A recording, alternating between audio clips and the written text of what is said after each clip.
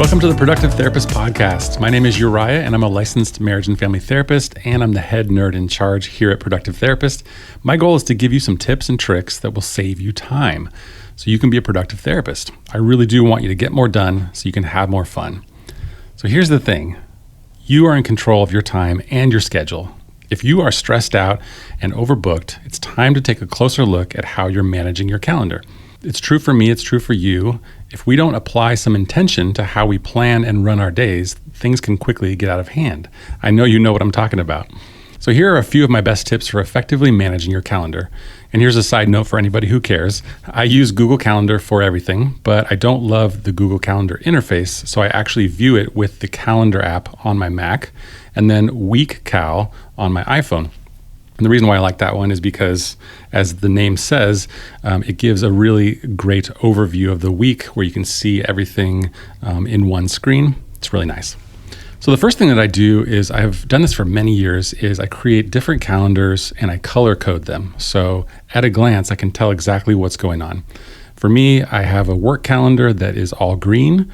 My home calendar is blue. Clients have always been orange for some reason. And then I also have a calendar for Gusto, which is purple. That shows me all of my employees' birthdays, work anniversaries, when they're out of the office, those kind of things. That's really convenient and easy. The next one is I have a reminder set to go off 10 minutes before every work-related appointment.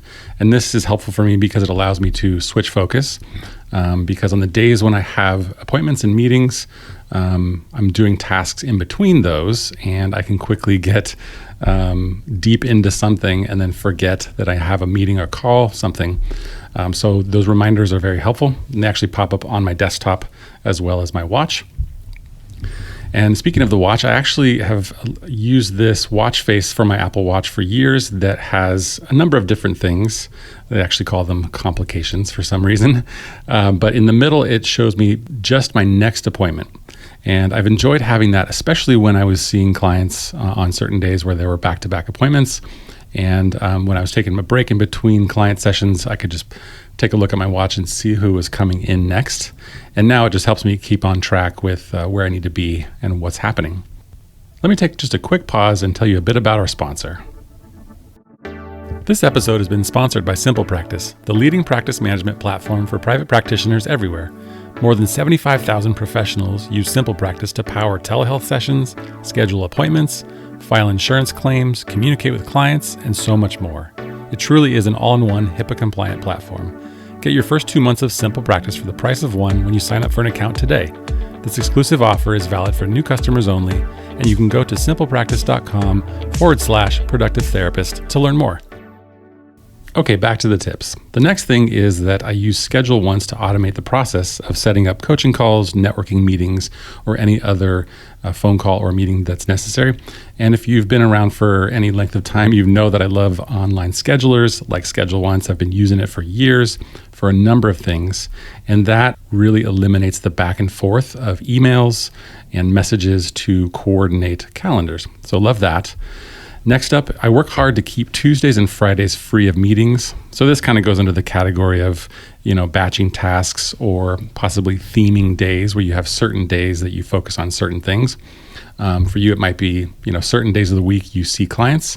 Other days are set aside for admin tasks or managing your practice, working on marketing, or any other tasks. Next up, I make sure to create enough buffer in the mornings and between appointments so that I don't feel rushed or stressed. And I also have some other rules, basically no calls or appointments before 10 a.m. because I want to do my slow morning routine, which I think I'll have to create a podcast episode on in the future. But I have these certain rules about my calendar that make my life just a little bit more deliberate and enjoyable. And as well, the next and last tip I have here is related to that one because the rules that I have for my calendar and for scheduling anything, I actually give those to my assistant along with access to my calendars, of course, so that she can schedule meetings and events for me and help me sort of organize and plan my days and my weeks so that everything runs smoothly.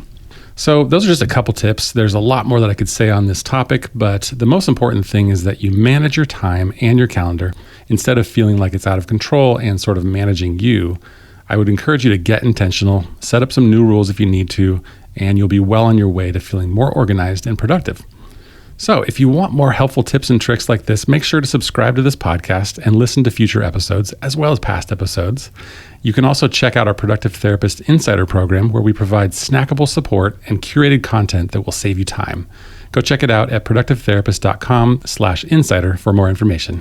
Have a good one.